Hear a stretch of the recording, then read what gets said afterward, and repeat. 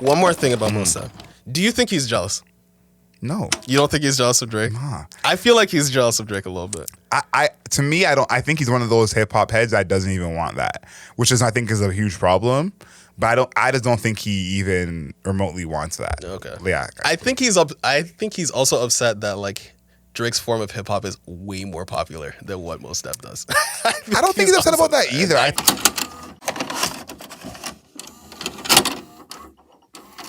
Welcome back, people. This is Soundbites, a part of the Album Mode podcast where we look at the internet, the culture, and the music, and how those three things intertwine to create the music culture that we have today.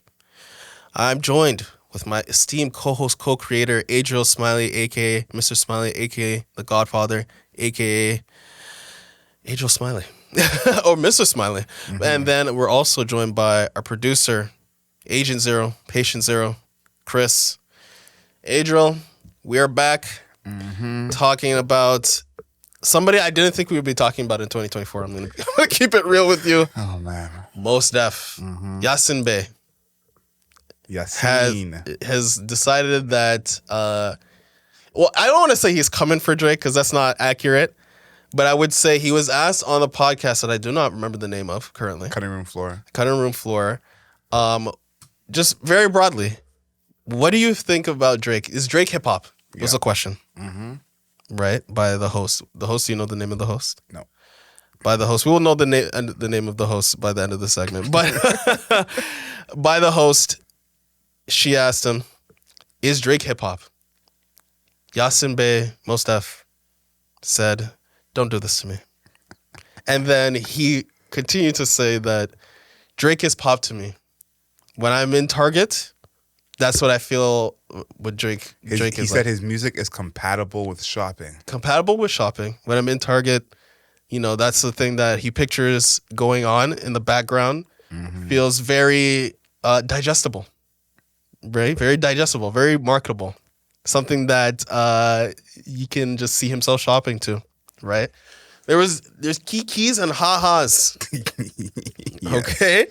And obviously, because that is like, if somebody ever just wanted to hand you internet fuel, that was that clip, basically. And just like post it online. It was. Now the internet, pretty much the internet, anybody that listens to hip hop, we're in a tizzy because we're back. We're back to the beginning of Drake's career. Back in time. We're basically back at the beginning of Drake's career where it's not hip hop. What's all this singing shit? What's all this sad boy stuff? He's not real hip hop. This is something as R&B. Before they were calling him R&B, now they're calling him pop.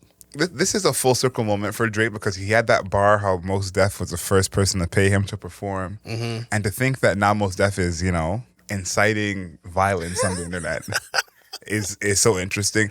But I want to go back before I even talk about this thing with Drake and Mos Def because Mos Def has long been the artist who speaks out against consumerism, speaks out against the popular, speaks out against pop.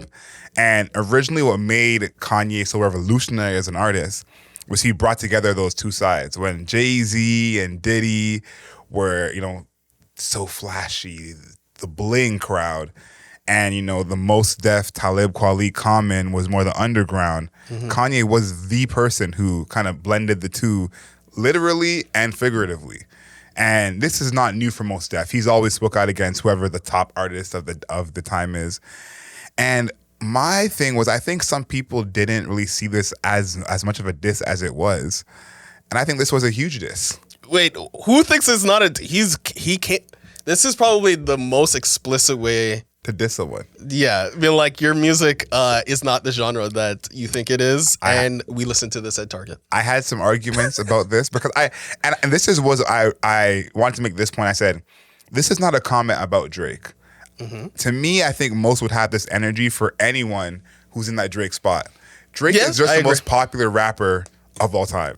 I also agree. So when you're speaking out against consumerism and big business and corporations, Drake symbolizes all of that. You know? But if this was Eminem in that same spot, it would. I don't think he's coming for Eminem like that. I don't think he would answer like that. But I think the point is the same because this is what I said. If you go through hip hop history, hip hop has always been about the underground, the streets, the grimy. To him. Well, no, I'm saying just in hip hop in general, because even from the start of hip hop in 1973, that's what it's been about. And hip hop becoming commercial was something people push back against. Right. You know, when Nas went platinum on his second project, it was like, oh, he's not Nas anymore. So you want him to struggle for his whole career. Yeah. And so there's always been this side of hip hop that pushes against the success. You know, and that's the side Mos Def has been on. Even when Black Star was at their peak in a big group, still it was like, but we're not Jay though. We're not over there. Yeah. And so to me, it's a huge diss because she asked him, is Drake hip hop? Hip hop signifies the underground, the come up. It symbolizes, you know, we're fighting against a man. Immediately, he puts Drake's music right beside the big corporation, big business. And then they go on to kiki about it for the rest of the clip. And so it's like, you know, that is where I think that it's obvious that it's not a compliment in what he's saying, but I do think that kind of diss went over a lot of people's heads, and because it's Drake, people are focused on Drake's actual sound. Yeah. And I don't think that's what it's about. I do think it's more about Drake is just the most popular rapper ever. Yeah. And he's everywhere. And that's something most is not cool with, quote unquote. Yeah. I think it's both. I think that Mos Def definitely, there's an ideological resistance to somebody like Drake, just like he would resist like Bad Boy Records. Yes. Right? And even something like G Unit. Yes. Right? He is a backpacker. He is a rap backpacker. And I think that... A rapper's rapper. I think that I think, first of all, I think most of the people who are commenting on this on social media not familiar with Mos Def's music. I'm pretty sure about that. Yeah. And then second, or that his name's not Mos Def. Yeah, like. And then that's why I kept saying both of them. Yeah. Right. just to clarify for people. All of the Mos Defs. Yeah. But I feel like most people who are commenting on this probably have not listened to a lot of his music. Agreed. And if they have, they would kind of like understand this like concept better. But then there's also him making this comment, I think, is like, you know, like a countercultural type of comment. And he would say this again, like you mentioned, he would say this about whoever the most commercialized rapper. That's why I brought up like Bad Boy. Yes. Fucking would despise Diddy. Right? 100%. So for hip hop reasons, beyond what is actually, you know, what's going on with Diddy, regardless. So that's why he thinks that Drake's music is synonymous with shopping, because I hate to break it to you, but I've been hearing Drake songs at Square One. I hear it at the Eaton Center.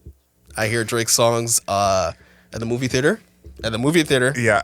I actually love the way he did this. Yeah, so he's right? And you say, oh, he's pop. Drake is a pop rapper, people. Can we, like, I hate that there's, for some reason, that... You can't be both?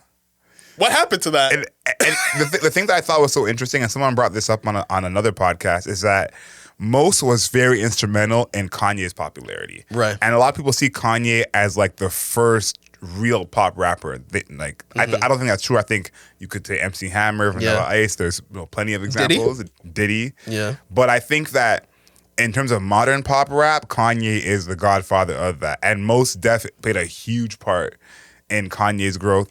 And then on top of it, I thought he was so slick, almost a genius how he did this, because Drake plays everywhere. Yeah, he plays at the mall, but he also plays in the club, in the car, on the block. Like, everywhere. He plays everywhere. At the basketball game. You know what I'm saying? He plays everywhere. So for him to align Drake with big business and corporate and Target especially is like, that was such a genius move, because no, really, because he didn't even have to literally say Drake is not hip hop. You know, he just said, when I hear Drake, his music is compatible with shopping at Target, you know? And it's like, what? She didn't ask you about that. It's like she asked you if he's hip hop or not. But just from that sentence, we're like, okay, he doesn't think we can kind of decipher that. So I thought it was smooth how he did it, honestly, even though it was a lot of shade, a lot of hate. Yeah. But I wonder if what that's behind that, because Mos Def was aware of Drake before Drake blew. Yeah. So I don't think Mos Def questions Drake's actual, musicianship or ability as a rapper.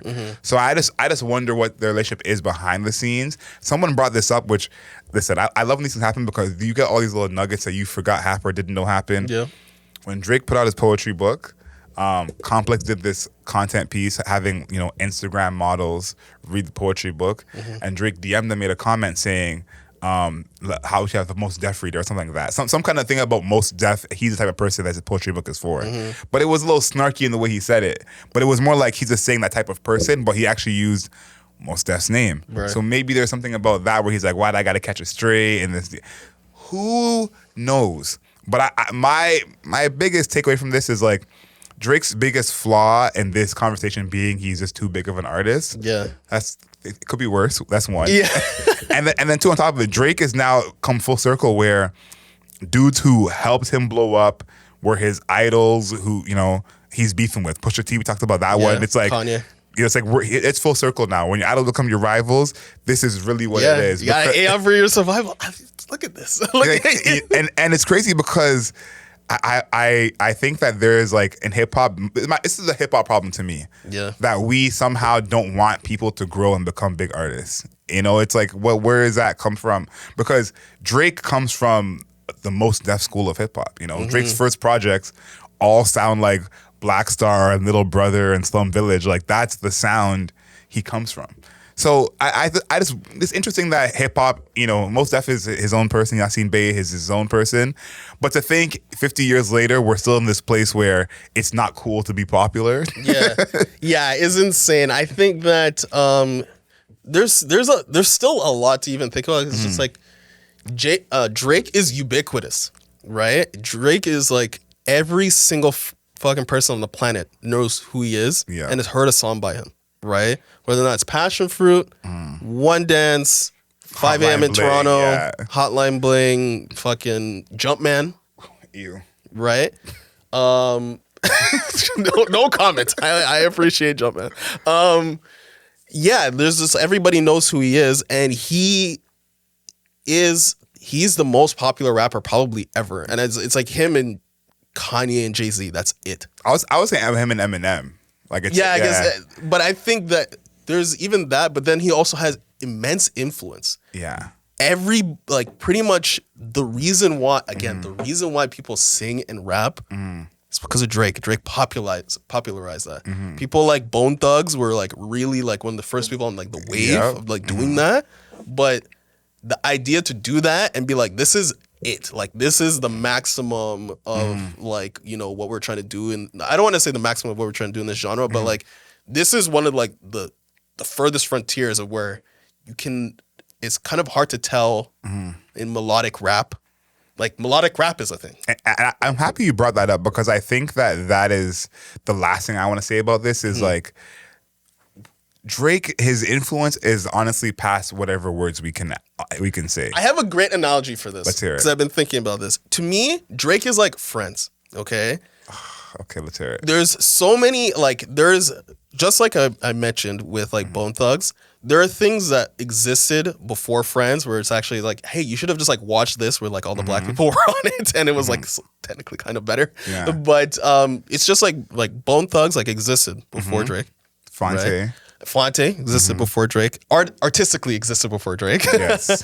And there was that existed, and they're like, oh, that was cool, right? And then Drake hops on the scene doing this rapping and singing type of thing where people are like, oh, this like the rapper's pretty good. Like, who's singing on that again? Yeah. And it's like, it's the same dude. That concept became so popular that again, it's ubiquitous, right? Just like Friends, like the concept of like the like 5 or 6 friends hanging out in like one room or like hanging out in one house, right?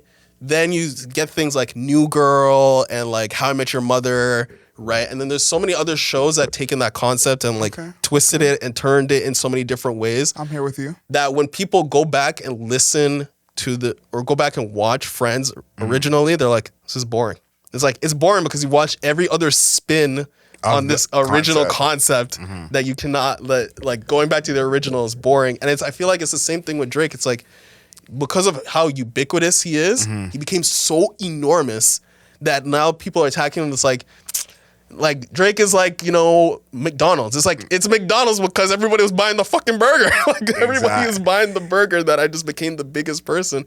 So I think that Mos Def has like a problem with his ubiquity. Like he's 100%. I agree with it. That's kind of my point as well. As like Drake is just Drake, you know. Like we're almost used to it at this point. Right. But I always say like there are people who are Drake fans who Drake is their favorite artist, who the first album they heard was Views. Yeah, that's crazy to me. You know, it's like that. That's actually I think my cousin. One of my young, she's like 18, and I think Views or like Scorpion was like her first Drake album, and like a huge Drake fan. She's a Drake. I would say she is a Drake slight positive. Okay. Right? And then I'm like, you should listen to So Far Gone. And she's like not even heard the entire album or the entire mixtape. And it's like, and I'm like, that's the best version. She's like, it's whatever. I'm like, what are you talking about? And this is why I say it's crazy. It's like, as people who were there from the beginning of Drake, yeah, to us it feels like, how could Scorpion be the first thing you hear and then you still like Drake? You know, if Scorpion was the first Drake I heard, I don't know if I'd be a Drake fan. Facts. But you know, he's that ubiquitous where it's just like any point you hop in, he's dominating, he's running it. So I like that, and I want to give one correction. Friends, is a bite off of Girlfriends. Right. So we got to give. That's why I said. That's why I said. No, but you said Friends is everything else.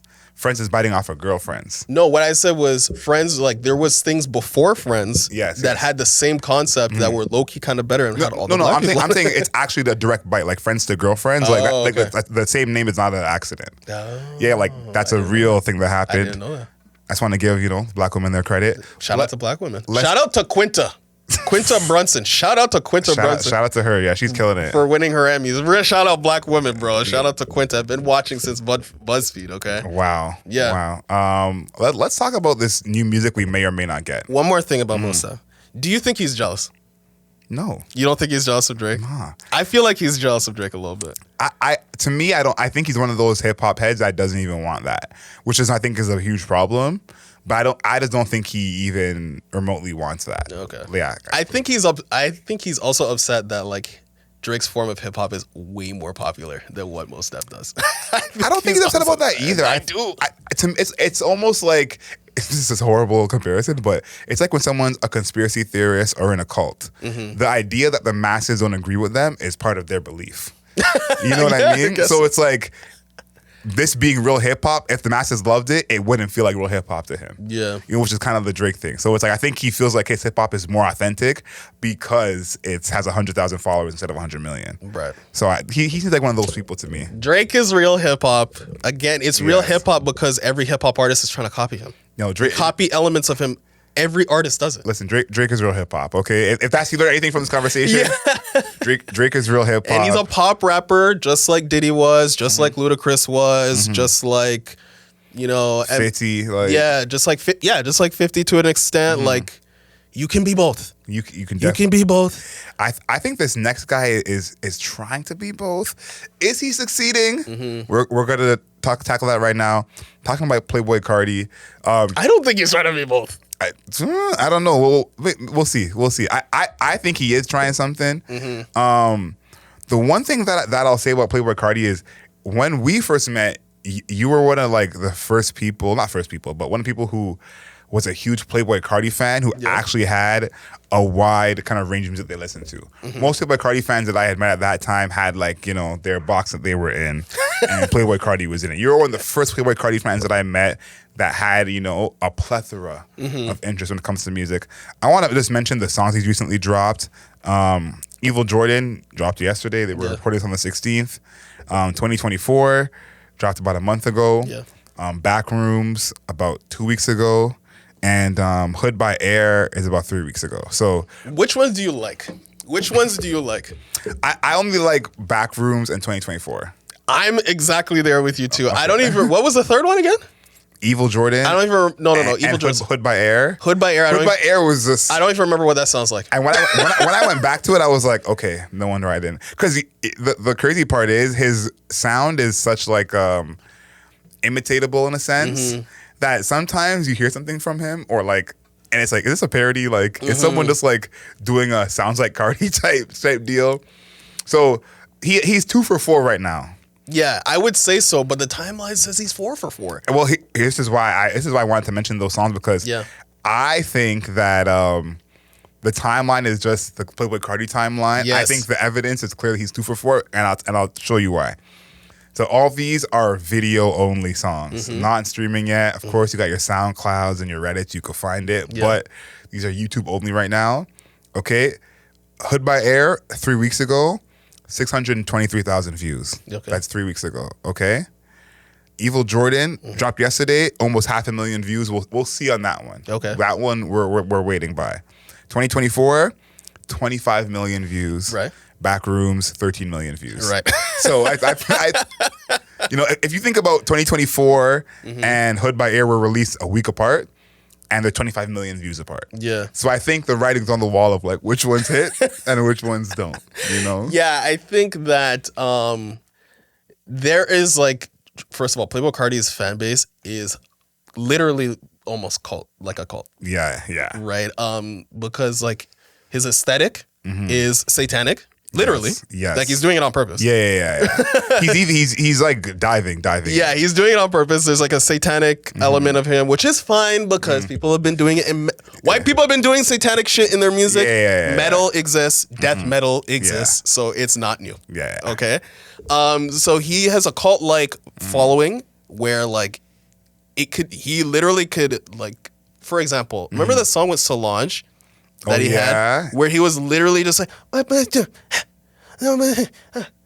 Playboi Carti's fans were like, yo, this Solange track is the best shit that's ever come out from her mouth, bro. So like, he has that's Playboi Carti fan. Yeah, he has a fan base that like, it could be anything. And as long as his voice is on it, they love it.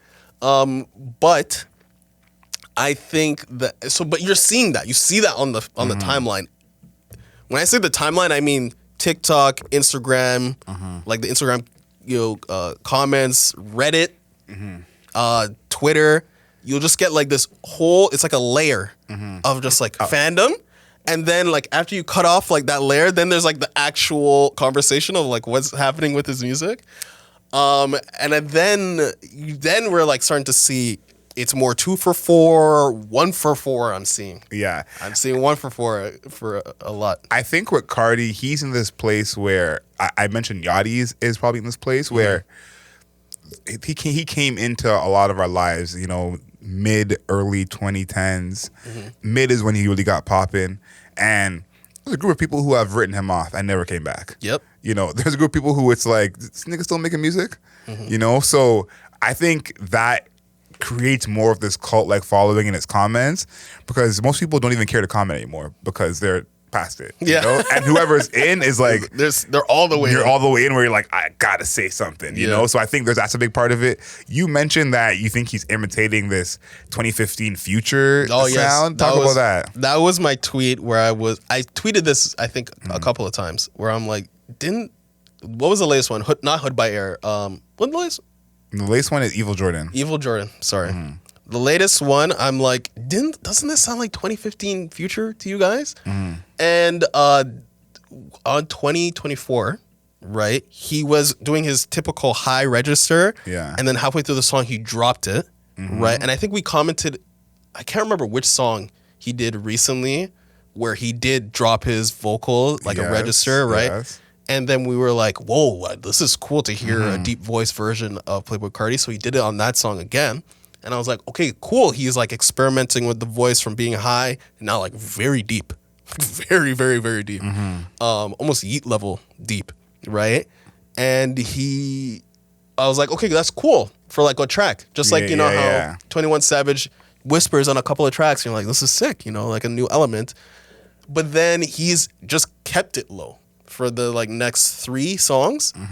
And then the production that used to be eccentric and fast and it felt like, you're bouncing off the walls has like slowed drastically and it's way more muddy. And I'm like, isn't this just Future?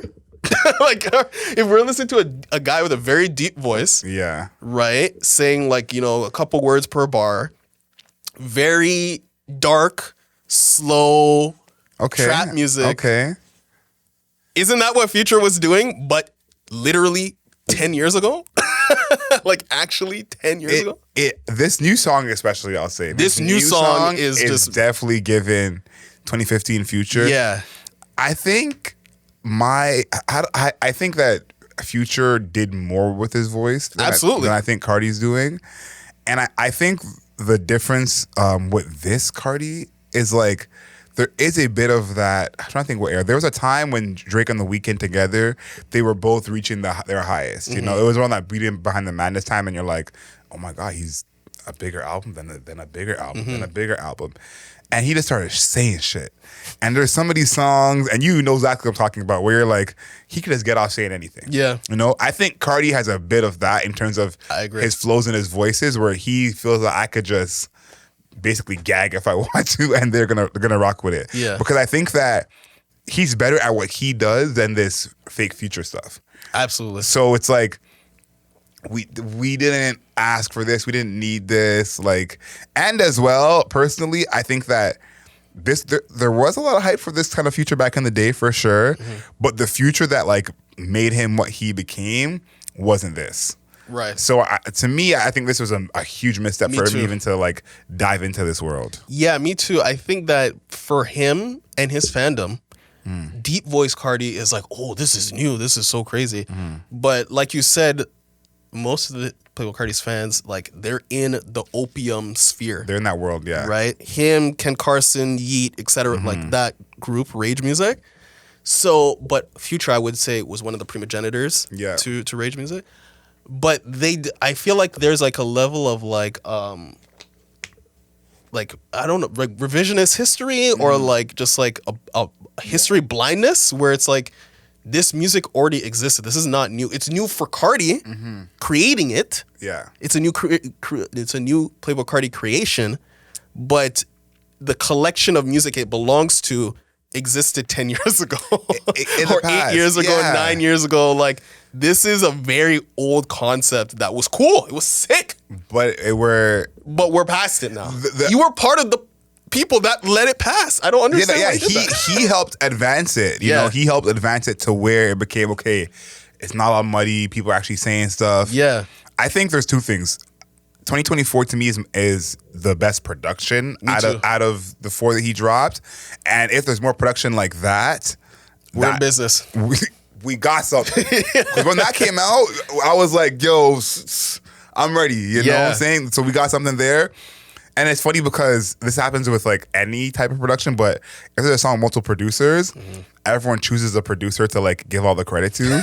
And 2024 got the Kanye West on it, so everyone was like, Kanye genius, you know. And that happened recently with a Drake song where I think it was either 1985 or Wonder Girl, but the actual producer replied to the tweet and was like, Kanye just had the sample that's at the end of the song. I produced the whole beat, you know?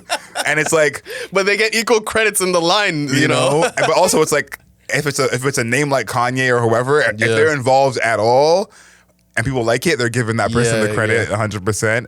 But the era that I would actually like to see come back in terms of a hip hop sound is that, like, you know, Lex Luthor era with like Waka Flocka, Wiz Khalifa, Cabin Fever, like that era of trap music with how people produce now, that would be, you know, Chief Keef even with Young Chop, like that era coming back. Whew. So that was what Chicago drill basically was the sound. You're looking for more Chicago. It was like drill, but it was drill and trap right when they were like breaking apart. I would say more the trap, like those Lex Luthor beats, like again that Waka Flocka, Cabin Fever, Wiz Khalifa, that like, because Young Chop is kind of imitating them and adding his Chicago feel to it. So that, like, you know, that era with songs like Cabin Fever, like No Hands, Hard in the Paint, like bring that era back. Yeah, that was fun, man. I think Waka Flocka Flame, Flocka, isn't it 10 years old? Yeah, it's 10 years old. 10 years old. Listen, it's crazy. I listen to Hard in the Paint multiple times a week, every week. So great gym song. I'm the amazing gym song. Amazing gym song. I'm there. So my only suggestion, if we're gonna bring an old era back, skip the 2015 Future era, go back to the 2011 Lex Luthor era, and let's just do it like that. Yeah, because music currently still sounds like it's an echo of that 2015 stuff, right? Versus when we're talking about a Flockavelli and Chief Keef, right? Like that sounds pretty drastically different than what's happening right now. Yeah, 100%. So that's my issue with the Playboi Carti singles. Different drugs. It's true. Different drugs. It's true. People are doing lean right now. Back then, what people were just smoking hella weed back then. M was they're doing that's the M time. Yeah, people were smoking weed and saying that on your song was like cool. Now it's like who cares? Everyone smokes. Yeah, but people were doing MDMA, right? And you want to move when you're listening to MDMA or you're taking MDMA. People do lean now. You just kind of want to chill out. Yeah, so that's what's different time. That's what's happening. Let us know in the comments, all the Playboi Carti fans out there, please let us know. Which we are one of. Yeah. But with a larger scope of music. but we're at 2 for 4. Yeah. I feel like for Playboi Carti fans, that's not high enough. They want to hear 5 for 4. Yeah. So let us know in the comments. It's simple. 2 for 4, 3 for 4, 4 for 4. That's all I want to see. Let us know what out of the singles we've heard from Playboi Carti, how much of them actually hit. Yeah. Now, last but not least, this one is especially for you, okay? When I saw this online, I said, this is a DeMar special. Oh, wow. Janet Jackson is going on tour. 34 dates, I believe. This is something I did not know, but probably will attend. Announced today, so. Okay. Yeah. All right. Yeah, sweet, thank you. I'm like here trying to figure out, I'm like, where did this guy get this information from? It just happened. So I want you to try and guess who her opener is, because I know you won't guess, and that just makes it even better. Her opener. I'll give you a clue, okay? Is it modern? Is it a modern artist? No. Okay, so it's not a modern. I did mention this artist on our year-end sound bites of one of my favorite stories of the year, but it's a rapper from the early 2000s. Missy Elliott. That is a great guess, and I probably would like that more. Eve. No. Okay, who is it? Nelly. Damn. Yeah, I didn't think you were gonna get that. But Nelly's opening for Janet Jackson on tour, spring, summer 2024. I think that this is obviously not her first tour in a minute. She goes on tour pretty frequently. Yeah. Does good numbers. Is there a legacy act that you want to see on tour like a Janet Jackson, who's either from the past or just haven't seen on tour in a while? Like, who is that person for you? A legacy, like the thing about legacy acts is that the best thing about legacy acts is like they could just play the hits and it's just like hit after hit after hit. Yeah. So I think personally, this is a personal thing. Of course. I would enjoy a Ludacris concert. I would enjoy to see. I wasn't even thinking that new, but Ludacris, I would be there for that. I would enjoy to see. Ludacris doesn't really release music anymore, right? So that's why I'm like, he's an actor. Okay, Fast and the Furious. He's the same dude every time. But I would love to hear a Ludacris concert. That's a good one. Currently, I don't know who would show up for that. I mean, I don't know the demo. Like, what does that person look like? Did you see the 50 Cent concert? I guess it's the same. It's the same. It's the same people. Same people, man. I don't know if like 50's had more people. Yeah, he has more people. But it's definitely gonna be the same people. But I would enjoy a Ludacris concert. I think that would just be fun for me personally, because Ludacris, when I was young, that was my number one rapper. Like, I love Ludacris. Nah, he was up there for me for sure. So Ludacris, I'm gonna go with Ludacris, even though it sounds a little bit crazy. I don't know if I could top that. That is like the answer, honestly. Really, you think so? What about you? My answer was gonna be D'Angelo. Okay. Just because I'd never seen him live. He tours so infrequently, and he's just known as like this amazing performer. Right. And so I feel like that would be super cool. And then the other one, who I don't know if this counts because he's performing right now, is Usher. You talked about like the hits. Yeah. A Usher set, it would probably just be like, It'd be amazing. Banger after banger after banger. Yeah. So I think that would be cool, because I was thinking about this question. I'm like, I actually have seen a good number of legacy acts. Like, I've seen Jay-Z live, I've seen Nas, I've seen Mary J. Blige. So I'm like, these people are coming around decently often. Doesn't really count, but I think Ludacris is a good one. If I'm building that Ludacris tour, I think I just go all ATL, and opening for him is T.I., Young Jeezy, Lil Scrappy, Lil Jon, them Franchise Scrappy. Boys. Lil Scrappy. When's the last time you heard a Lil Scrappy song? Whenever the first one came out. It's been a minute, but that whole era, like, I think this is a question that I think we'll do on another sound bites. Is there's a few artists who I see on the Reddit. It's like you had to be there to understand. Yeah. You know, and that whole Atlanta era before we got the Migos and 21. Yeah. That early Atlanta era, you had to be there. Explaining that to someone who was not there, you just sound like you're speaking Latin. Yeah, it's weird because I would be throughout hip hop history, Atlanta has been pretty significant. I think not as crazy significant as it is now, but from like Goody Mob and Outkast, then it went from like Ludacris and then T.I., then the T.I. Ludacris beef, right, to now. There is, you know, the strain of Atlanta hip hop or just like, you know, Southern hip hop has been Chingy. Yeah, Chingy. Oh yeah, I forgot about Chingy. Chingy actually extremely important to ringtone rap era. Like legitimately. Ringtone rap was a time. Legitimately actually very important to that era of hip hop.